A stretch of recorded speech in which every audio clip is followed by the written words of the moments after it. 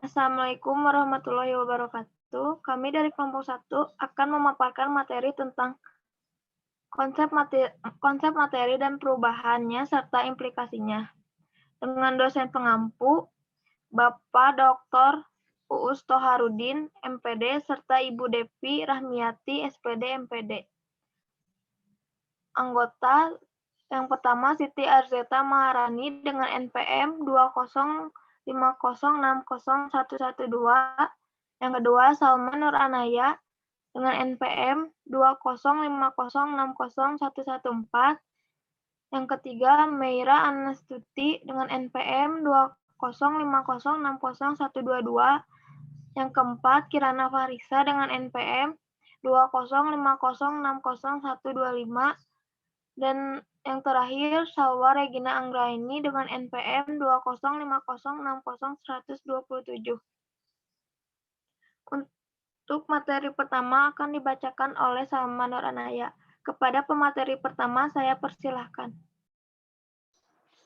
Terima kasih kepada moderator.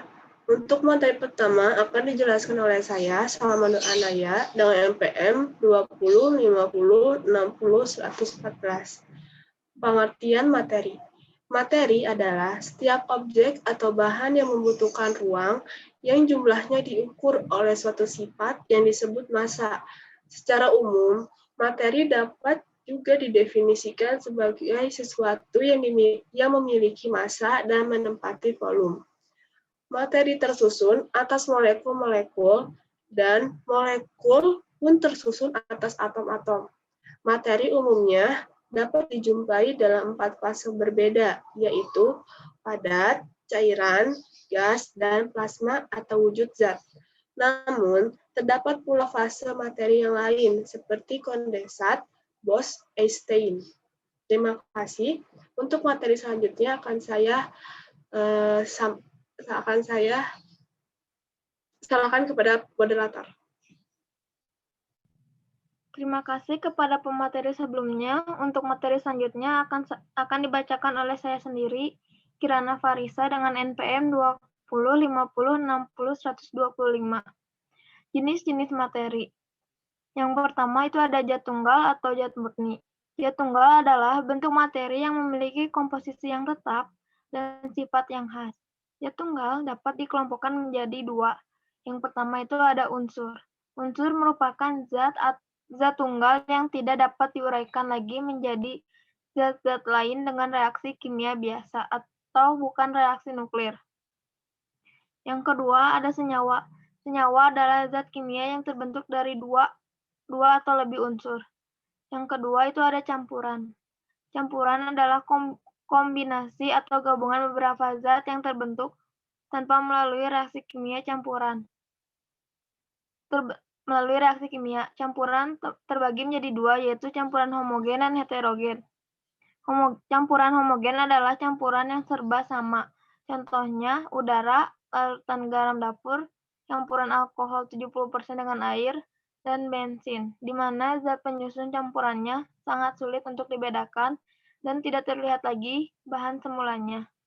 Campuran heterogen yaitu campuran antara 2 zat atau lebih, masih nyata sifat masing-masing.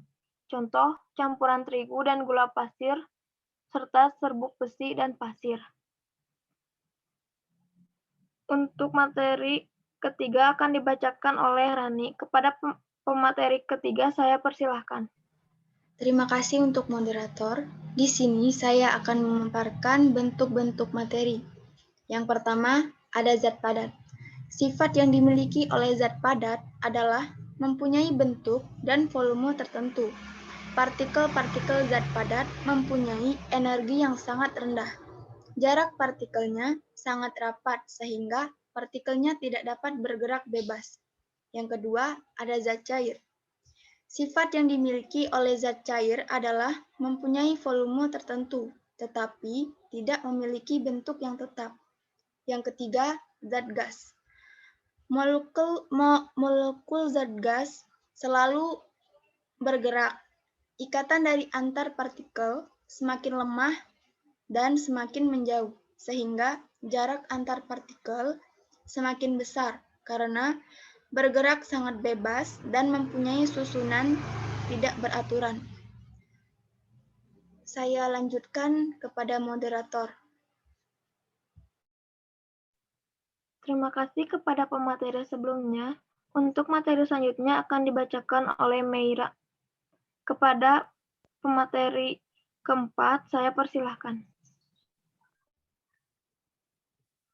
Baiklah, saya akan menjelaskan tentang empat sifat materi.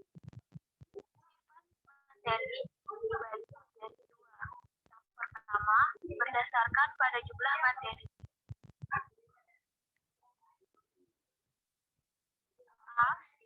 Sifat ekstensif, yaitu sifat materi yang bergantung pada jumlah dan ukuran zat, misalnya volume, massa, dan berat.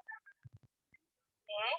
Sifat ekstensif, yaitu sifat materi yang tidak bergantung pada jumlah dan ukuran zat, misalkan warna, bau, membeku, mencair, melarut, menguap, dan menyusut. Yang kedua, berdasarkan perubahan materi yang terbagi menjadi dua. A. Sifat kimia, yaitu sifat materi yang dapat diamati saat materi tersebut mengalami perubahan yang kekal, seperti perubahan warna, kestabilan, kereaktifan, dan lain-lain. B.